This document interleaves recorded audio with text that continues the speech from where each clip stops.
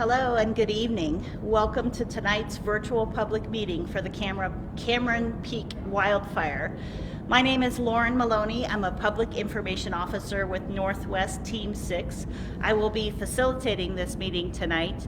We will have 5 presenters who will come up and share some comments with you. And following that, I'll pause for a moment for just a brief recap, and then we'll move into a question and answer session. Of course, throughout our time, we will have Facebook open and you can type your questions into Facebook. We will have folks who are both answering during the session, and then we also have folks who are capturing questions, and they'll pass them to me so that I can read them to some of the experts in the room. So with that, I will go ahead and bring our first presenter up, Incident Commander Trainee Scott Stanton.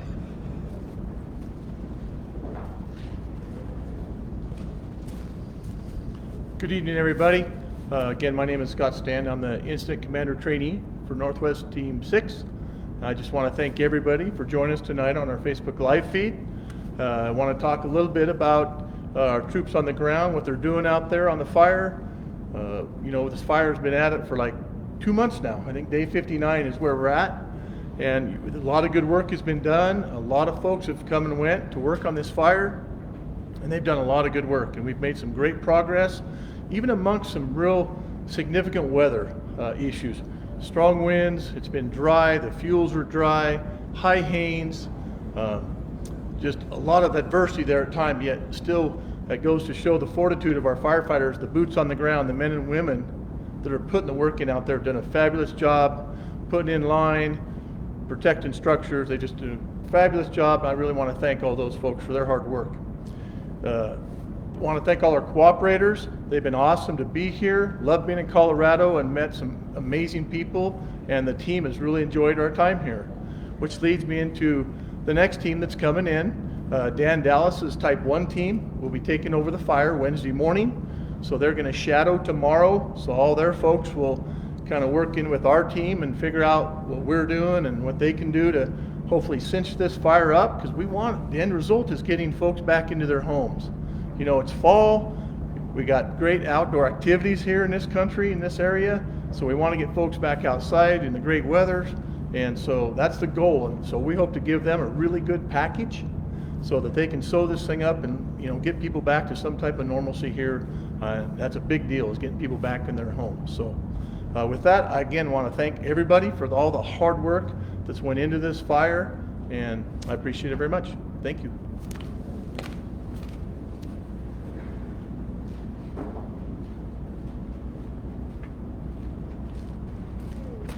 Hey, good evening, everyone out there. My name is Troy Mueller. I'm an Operations Sections Trainee here with Northwest Team 6. I'm going to give you guys a little bit of update and overview of the fire and the activities today. One of the biggest things you guys will probably notice if you've been tuning in for a while is there is a whole bunch of additional containment shown on the map tonight.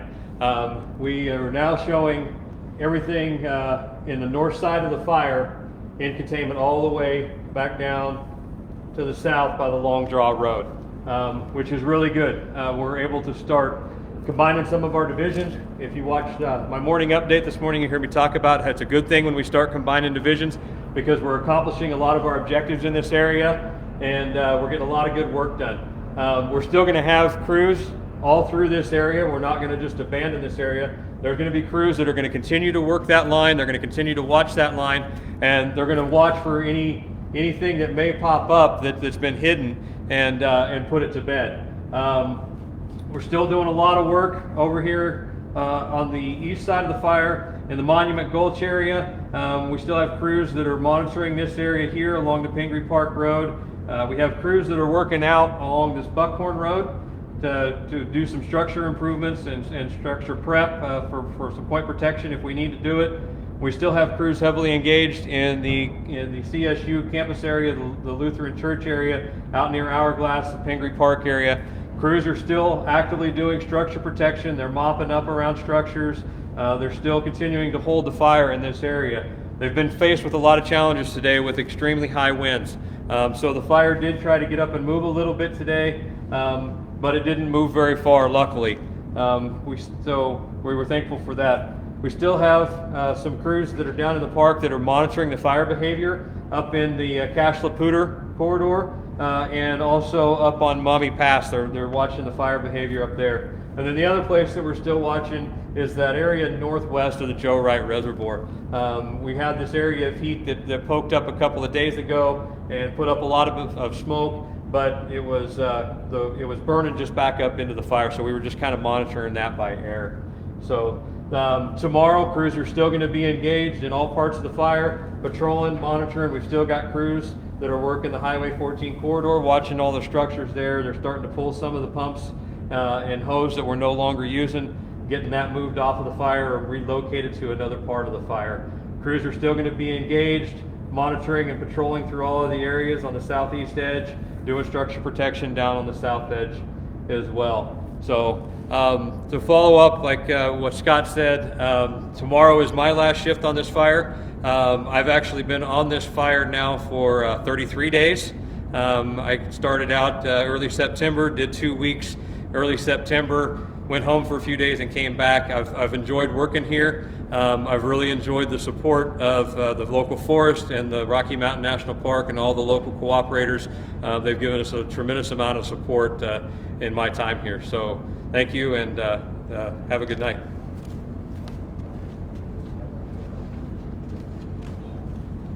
Good evening, my name is Katie Donahue. I'm the Canyon Lakes District Ranger on the Arapaho and Roosevelt National Forests and Pawnee National Grassland. I'm going to be pretty quick tonight. I did want to highlight that we've had some changes in some of the closures, and that affects recreationists. Because of the heavy fire activity here and the predicted winds, which are going to continue for some time, we want to have an abundance of caution about what we're doing in this area. So we've actually closed national forest lands down to Highway 34, so through that Storm Mountain area and Glen Haven, all the way down to Highway 34. So there's still some areas of the district and the rest of the forest that are open further south, but at this time the vast majority of the Canyon Lakes district is closed. There are some additional closures in the national park here as well, so if you're planning to go up there as their entrance regulations are changing this week, make sure you're paying attention to what's open and what's closed in the park as well. I know that there are a lot of folks that are pretty frustrated with that, and guys, it's the same message that it's been for 2 months. It's a safety issue. We want to make sure that firefighters can work safely and that we don't have anybody stuck back in the woods in a bad situation if we had to get them out. The other thing I just wanted to say tonight is a huge thank you to Pacific Northwest Team 6. These guys have been with us for more than 2 weeks now. They graciously extended before we were able to order another team. They've done an amazing job. For those of you who are getting back into your homes and your evacuations have been lifted, that's entirely due to their work. They've stood with us through a number of pretty major wind events and done really an amazing job. And that's all the way from the incident commander down to all the firefighters on the ground. So we really want to express our appreciation. We want to express our appreciation for those who have extended to stay a few days longer and help with the transition with the new team. And we're really looking forward to the Rocky Mountain Team 1 team coming in as well. So thanks, have a good night.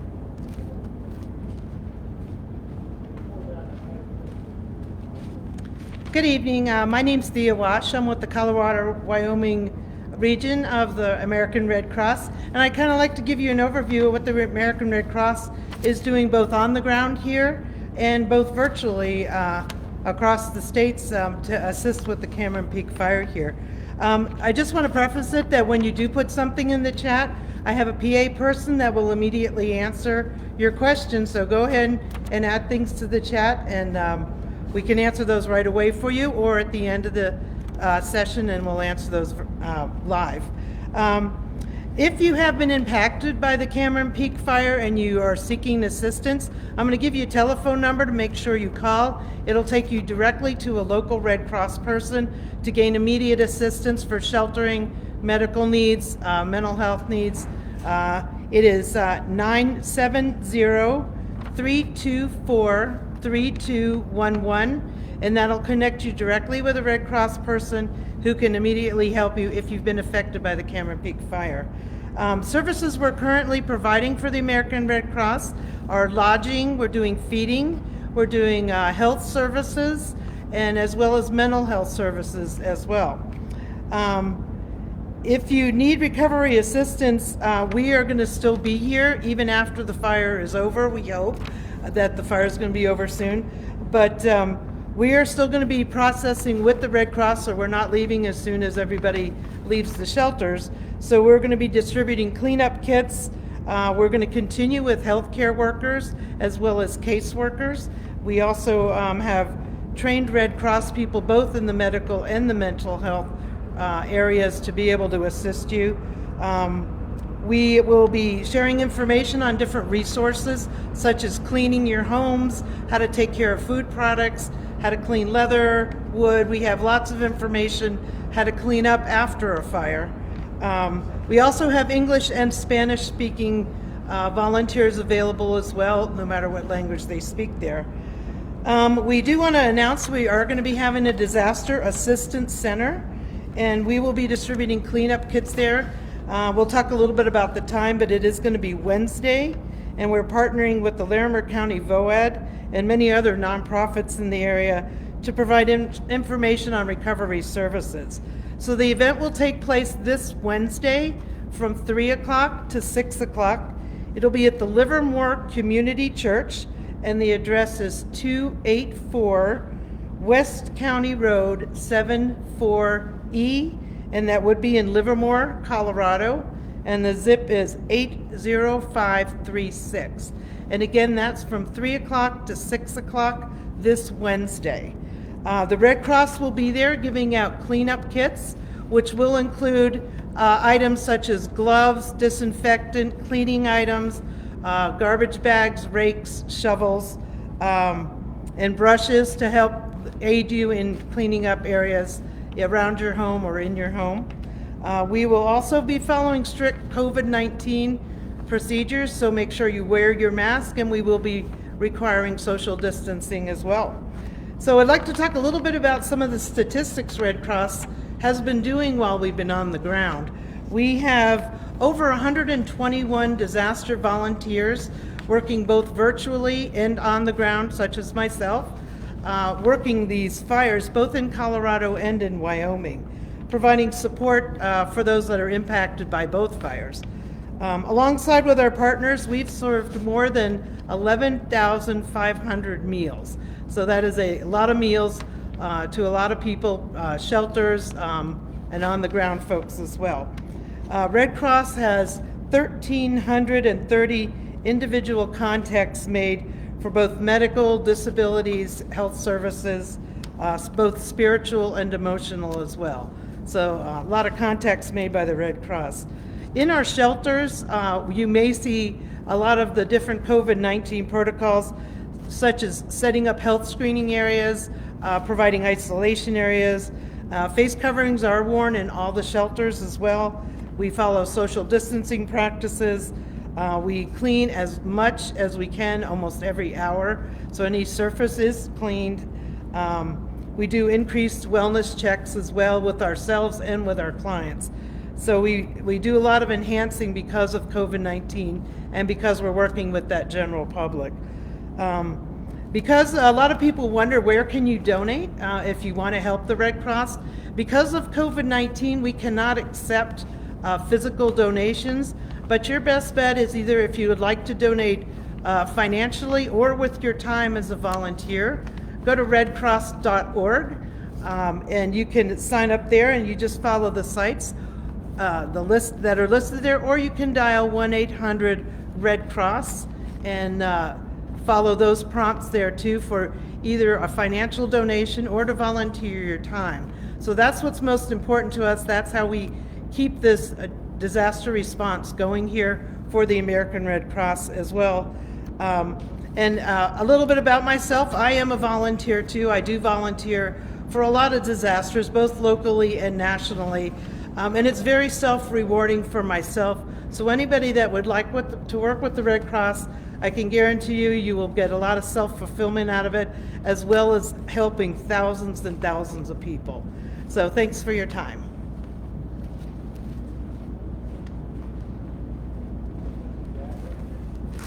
Good evening, Joe Larimer, Captain, Larimer County Sheriff's Office. First, I want to talk about Pacific Northwest Team 6. If you remember, when they got here, we were probably about 16% containment, a little more than that maybe, and they didn't waste any time. They got right to work and been unbelievable work ethic ever since then. And even today, they've been here a long time. They're tired, and they're still hitting it hard today, and they're going to still hit it hard tomorrow. Their leadership has been amazing, and just helping our community in every way possible. I can't be more thankful. Our community can't be more thankful to this team, and just unbelievable group and great leadership. Some great news today. Glacier View got lifted from all evacs. We're taking a hard look at Crystal and Red Feather. Things are looking pretty darn good up there. So there's hopefully some good news coming there. We also, with the Mullen Fire, we've been in contact with that team, and we lifted North Hunholtz and the Old Roach from mandatory evacs down to voluntary. So some good things happened there. One other thing that happened this week, Friday and Saturday, we had extreme fire behavior over by Sky Ranch in the Hourglass neighborhood. We called on some of our local partners, Wellington Fire, Berthoud Fire, Loveland Fire, Poudre Fire Authority, and Risk Canyon with our emergency services folks, and held off the fire back there in Sky Ranch and Hourglass. Didn't lose any structures, no structures got damaged, and that's just amazing partnership we have with those folks, and things turned out really well. So some really, really good news. Obviously, we still got, this fire is still alive, so we need to be concerned, need to pay attention in all these neighborhoods around here until this thing is out. We're going to continue to work hard. The new team that's coming in here, Rocky Mountain Team 1, Incident Commander Dan Dallas, he was here during High Park, so some good relationships are already built from that, and he understands the terrain, so we're excited to have him here and to put this to bed. Thank you.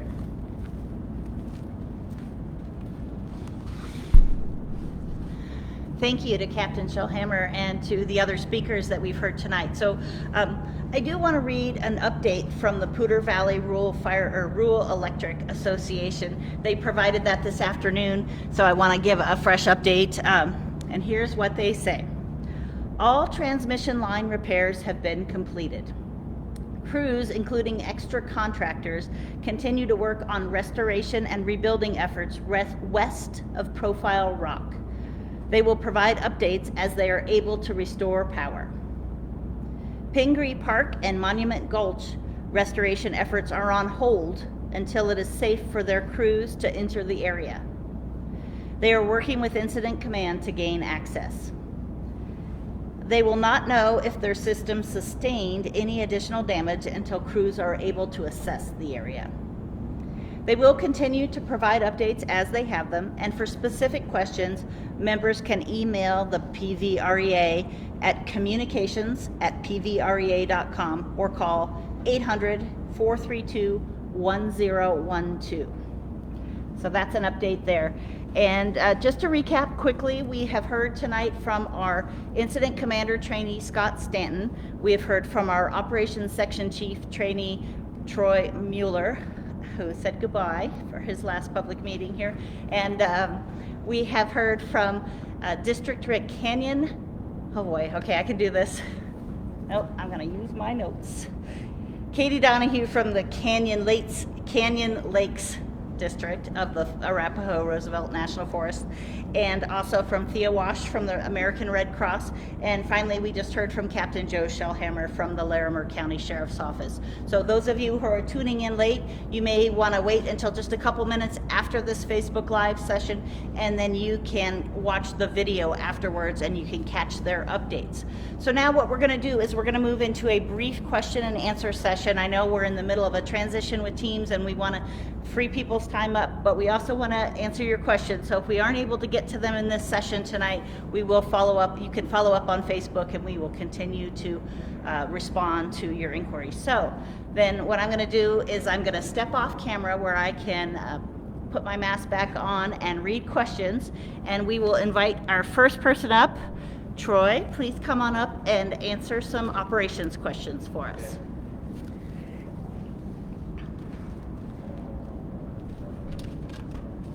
All right. Okay, thank you. Yeah. So the first question then is, how threatened do you think Monument Gulch is for fire to return to that area and burn structures that are still standing? So we do have a lot of crews that are engaged and embedded in the Monument Gulch area. You know, it's a concern of ours that the fire could try to burn back through there. And so we're taking action to make sure that we have crews there that are ready to provide point protection and do everything they can that if the fire were to try to move back into that area. We've got a lot of crews, engines and equipment and such that are committed to this area specifically for that purpose. Thank you. So a follow-up question then is, how was the CSU Mountain Campus affected by the fire? And was there any damage to structures there? So far, no, there hasn't been any damage to structures. Prior to this event of the fire moving this way, there was a lot of work that went into the campus itself. They removed a lot of fuels from a lot of the structures. Here's my red pointer. They removed a lot of the fuels from around the structures. They put in a lot of sprinkler kits. We actually put hose lays out throughout the campus. And a lot of those buildings have sprinklers that are on a tripod that water the structure and water the area around it to keep it wet. And that decreases the chances of an ember. If an ember were to land in that fuel, it wouldn't be receptive to a fire, and it would be a lot easier to contain if a fire were to try to move into the campus. So there's been a lot of work that's gone into that. One of the things that we did a couple of days ago as a defensive strategy was, as this fire was approaching from the west, the crews actually did some defensive firing operations on the west and the northwest side of the campus and got a backfire moving away from the campus so that as the fire approaches, it lessened the impact of the fire so that it wouldn't be such a forceful fire trying to come into the campus. Thank you. So what I'll do is I'll ask you one more question now, and then we might invite you back up here Okay. again. So the last question for the moment is, what fire behavior is to be expected this week? And once the fuels dry out, are we going to see the fire make runs again? So that's a good question. The expected fire behavior really depends a lot on the wind, and we know the wind's going to be very high for the next several days. And it depends on the wind. It depends on the fuel, where the drainages and the topography line up with the wind direction. If those are in the same alignment, then we would see an increase in fire behavior in that area. And so we're prepared for that as best we can. We're trying to put some lines in to connect the road back to the black. They were going to try to do that today. However, with the amount of wind that we had up there, they had to disengage from that operation because there was too many trees falling. It just wasn't safe for our firefighters to be in there. The amount of fire behavior that we expect to see, again, is really dependent on the weather. While we do have a lot of wind, we're seeing little less temperatures. The temperature's cooling off. We are in the fall. The last few days we haven't seen really great recoveries in our relative humidities overnight, but the next few days we're going to see it come up a little bit overnight, and every little bit helps. Every little bit of higher relative humidities that we can get overnight help bring up the fuel moisture in those fuels to not make them so receptive to fire. So even a 5% increase in the relative humidity overnight helps a lot.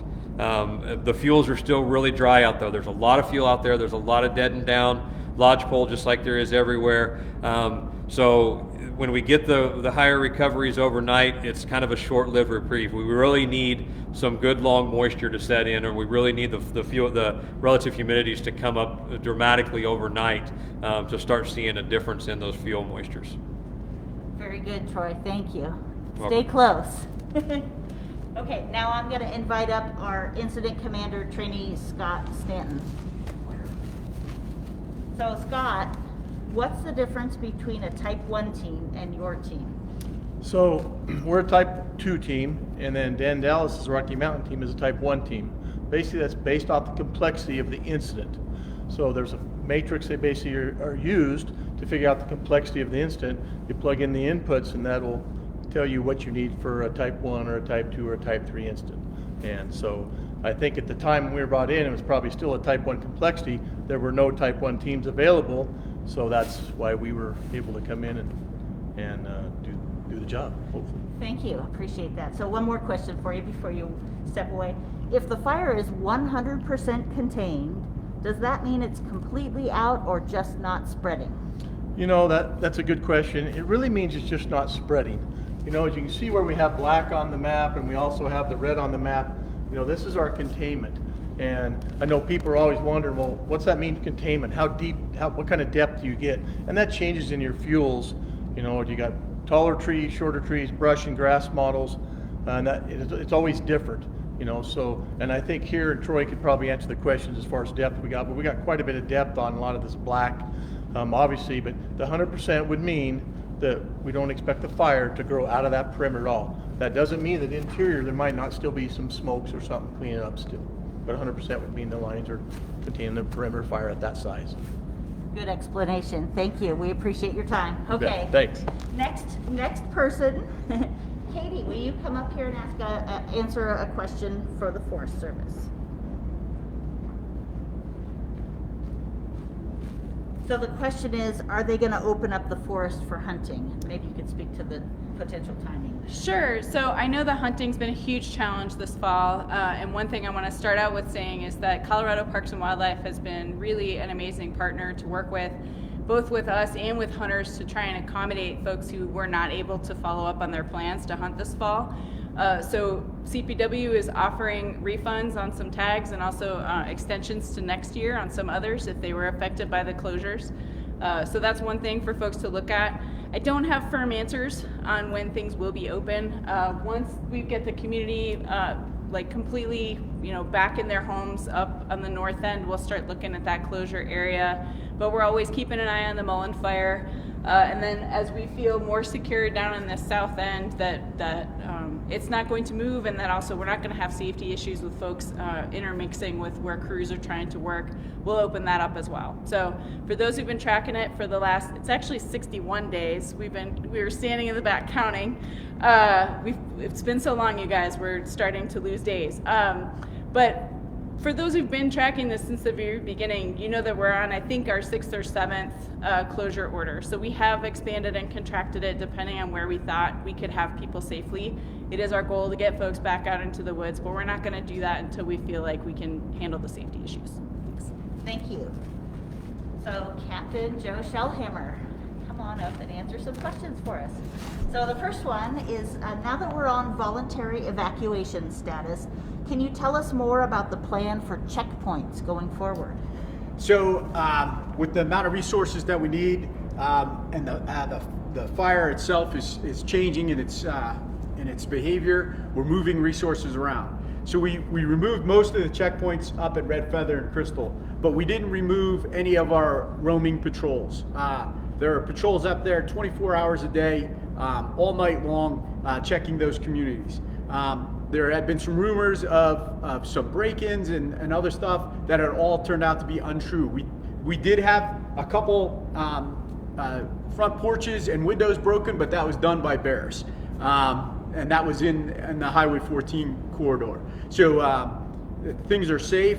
We have personnel up there 24 hours a day. The command post, the Law Branch command post, is still active and manned with supervision. And we're keeping an eye on everything. Just trying to move resources and try to keep everybody safe in this whole fire perimeter. Okay, here's a follow-up. This person has a septic repair. If a repairman tried to get to Poudre City while under voluntary evacuation, would they be let in? It, really based on fire behavior. We most likely, if it's a morning, if the contractor could get there early in the morning, we can get them escorted up there and hopefully get the work done. Mornings are best. Fire behavior is a lot less, a lot lower. So we do our best to get them in the morning. No guarantees. Every day is different. And a similar question, can contractors get back to Crystal Lakes to finish work? And maybe the question is about, do they need to show credentials or a work order? No, we're getting contractors into Crystal.